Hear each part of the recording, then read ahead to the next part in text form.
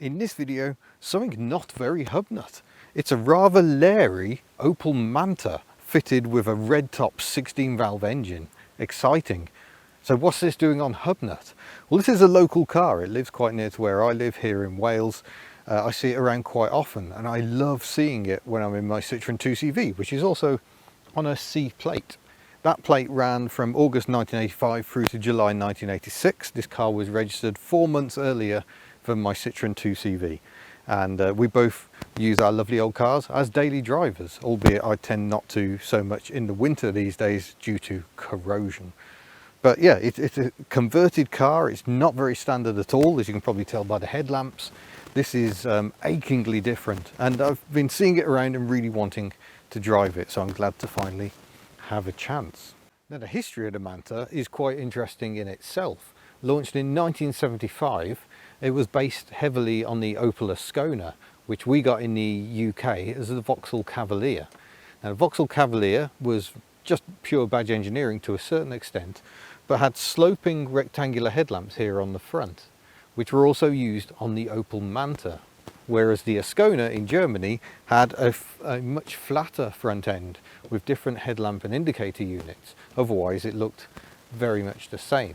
Slightly different engines. The lesser Cavaliers used Vauxhall's own engines, 1.3 litre out of the Chevette, whereas the Ascona used Opel's own overhead valve engine. But the larger engines were the cam-in head engines developed by General Motors in the 1970s.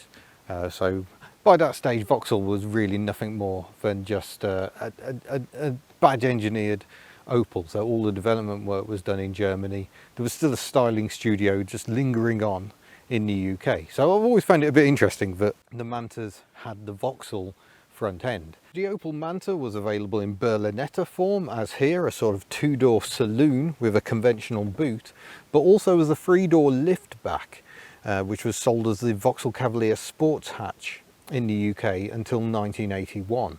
Then things get really confusing because it's a period where Vauxhall and Opel were sold alongside each other in the UK. Makes for a very confusing history. But when the Cavalier went to the Mark II in 1981 with front wheel drive, the Manta lived on. So while the Vauxhall badge versions were killed off, the Opel Manta continued to be sold, continued to be available in the UK, and sales carried on right through till 1988. The Opel Manta had some rally success as well, notably with the likes of Ari Vatanen and Walter Röhrl. In fact, if you look at footage of Ari Vatanen driving one of these, and I think it's the Manx Rally back in the early 80s, he has some very hairy moments indeed. Because by the time these were developed in the early 80s, rally cars were four-wheel drive. The Audi Quattro had shown the way to go. So cars like this and the Lotus Sunbeam were very much of the old generation. They were not really all that cutting edge, but nonetheless huge fun to drive, very powerful rear wheel drive.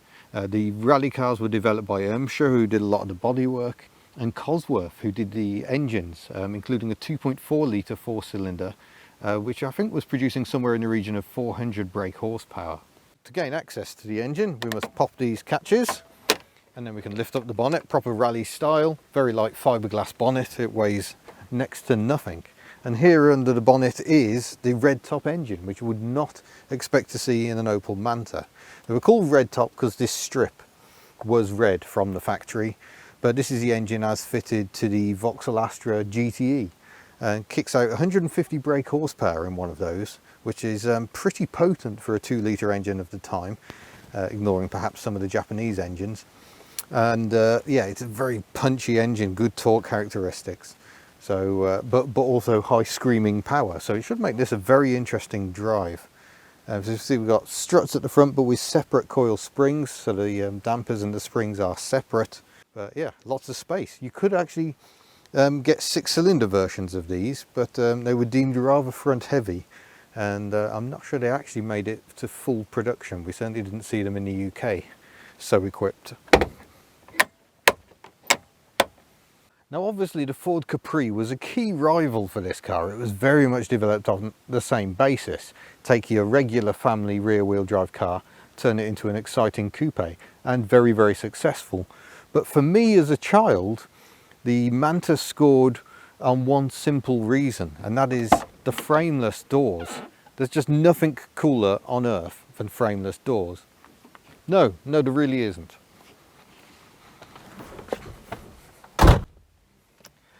Also, cool points are aimed at the seats. These lovely Recaro buckets. They're very, very shapely. Just take a look at those. Big side bolsters going on. This one is somewhat stripped out, and things get even more exciting if we look forward, where we have this rather mean and moody Momo steering wheel. There's the original indicator stroke wiper stalk. You twist for the various wiper settings. Very, very German. And also a very, very Vauxhall headlamp switch here, which I think you pull for the interior light, which doesn't work, and you twist through the various settings. Down here we've got a 5-speed gearbox with reverse next to first, aftermarket gear lever, and as you can see, some switch gear which is definitely not as factory for that rally look. It's got electric window switches, but only because this was taken out of a car that somebody converted to electric windows. We are still on manual winding windows. There is a glove box hiding under here, which is full of stuff. A little quartz clock that seems to be not going round, or at least he's being very quiet about it if it is. But yeah, very purposeful driving position. You certainly feel ready for a rally here. We'll just have a quick look at the boot before we go, because I've never looked at a Manta's boot, and oh my gosh, that's actually a pretty decent size. Obviously we've got some gubbins going on here for the fuel injection system, so a pump and a return, and the filter also looks like it lives here. But yeah, very, very spacious. Although I notice we don't seem to have a spare wheel, so I hope we don't get a puncture. Very heavy boot with this spoiler. It leaves these side bits on the side, and you can also see that this car sports an aftermarket kit to give it that rally car look, so it actually has wider arches, which matches the front wings. They're blended into the front wings, which are also fiberglass, funky 5-spoke alloys. I'm waffling too much. I'm sure you want to drive this car as much as I do. Let's go. Right, ignition is on. The handbrake is a little delicate at the moment, so I'm avoiding the use of that, but I think we're pushing for wash. Oh yeah, look at that. And note how the two wipers are ever so slightly out of sync. It's a feature I love, and carried over even more extremely onto the Mark II Astra, which gave this car its engine. There is a triangle of doom though, just there. It thankfully isn't dribbling. There's no dribble of despair, so maybe we're all right. But I should get myself belted in to meet all legal requirements, and then we shall head off. I'm going to put some lights on as well, because it's a bit dark and gloomy. And the pedals are perfectly set for heel and toe, so I'm on the brake at the moment. Oh yeah, this is gonna be fun. Yeah, this car is quite the machine. It's got a very useful amount of go. I've left the window open for a bit more noise because the exhaust sounds so good.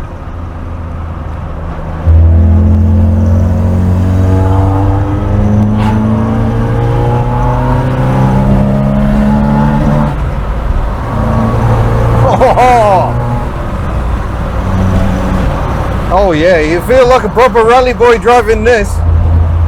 But it's not actually stupid quick. I mean, we were doing entirely legal speeds there, if the speedometer's to be trusted anyway. And the ride is definitely on the firm side, but actually it doesn't feel like a problem. It's not crashy. But yeah, there is a fair amount of noise because we've got no sound deadening at all here. So all the noise, all the heat is coming straight through. Imagine it sounds horrific down a gravel road. Whoa! I'm going to yield to that.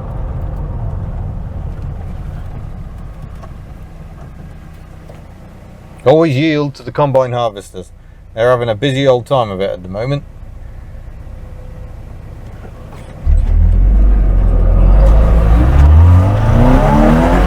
Oh, that pulls hard.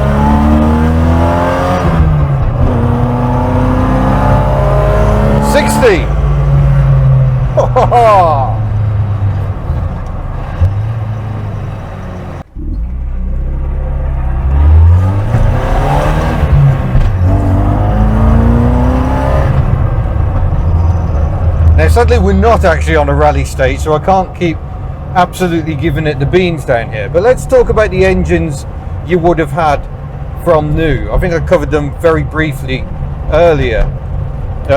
In the UK, we only really had the 1.8, I think it was, which was an overhead cam engine, the Family 2 engine, all the 2-litre cam-in head, which I think had about 110 brake horsepower, enough to push these really quite light cars up to a 120 miles an hour top speed.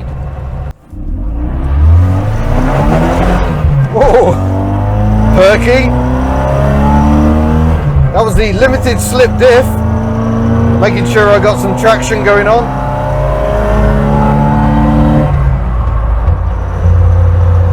But then when you ease off, this is actually quite refined. We've got a few neat touches, like there's a heated windscreen going on. I can just see the pattern, especially in this mist. But this is a fairly refined cruiser actually. These Recaro seats are very, very comfortable. That's the lambda sensor apparently. Occasionally throws up a bit of an error code for reasons unknown. This is a great car. The steering is wonderfully direct. The steering wheel a little too thrust at me for my liking. I prefer a bit further away. But yeah, this is great. But I think this is a very good example of how a slightly more modern engine can really deliver excitement in an older car. And probably make it more economical and have better emissions at the same time. Give it some acceleration.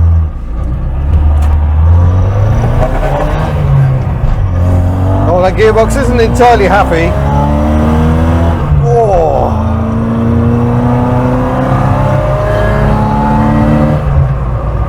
That's our 60. Yeah, this is a very exciting car and I am chuffed to bits. I've been wanting to drive an Opel Manta for absolutely years. Like I say, I was very fond of them as a child because of these amazing doors, but also I did think the looks were really, really smart. And they're known as Manta B, I think, these later versions from 1981 onwards. And yeah, I think they were a fine looking car. The final year or so of production, they changed from the big flat lamps, which often had headlamp wipers, sadly replaced on this car by more modern units, with circular lamps, as they have been using on the rally cars. And I was saddened at the time, obviously, because I like headlamp wipers, but they do give it an extra sporty edge. But yeah, you wonder why they bothered really, because the writing was on the wall. The design was just getting too old. But it must be said, this or a Capri, I think this is more advanced, that we've got coil springs at the back, not the leaf springs of the Capri. And of course the beauty of these cars, what makes them so usable every day, is the fact that they were everyday transport. This is based on a humble saloon. Oh, uphill, wait for the revs. There we go.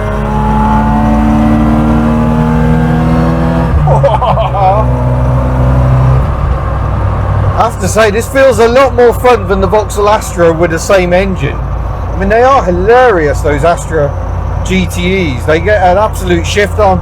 They have digital dashboards, which is super, super cool. But this just feels the better package, simply because the drive is at the back. So the front end, you're not fighting any torque steer. The front end is just for steering. Although, having said that, in a rear-wheel drive car driven properly, i.e. not by me, you can also make the rear end steer pretty well.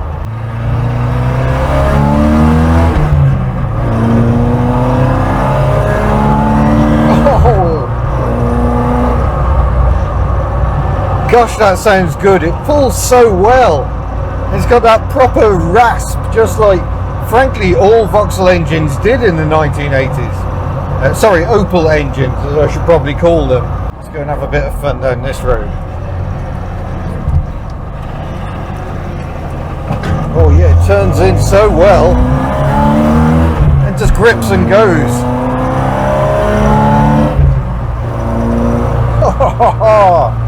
It just feels so sharp, it really does. The steering is very direct, but not at all heavy. Not even a little bit.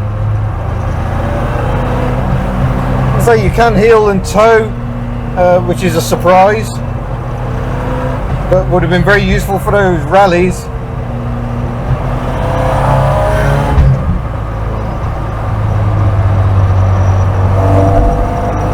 Oh, this car is a lot of fun. Oh, beautiful.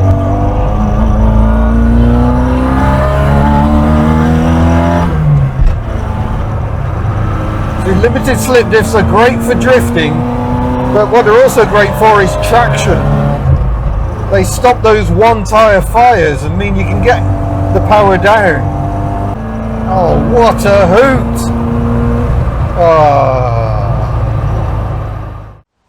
My word, that is an exciting car to drive, and I would say just the right amount of power. It's good fun without being, oh, it's all over in an instant quick. That's a cracking car to drive, and I really have enjoyed it. My first Opel Manta experience at last. So what shall I say? Thank you very much for watching. Don't forget you can head to the HubNut store and buy lovely merchandise and find various support options down in the description below. And I look forward to seeing you in a future video. I think I've been shouting too much, my voice has gone. Farewell.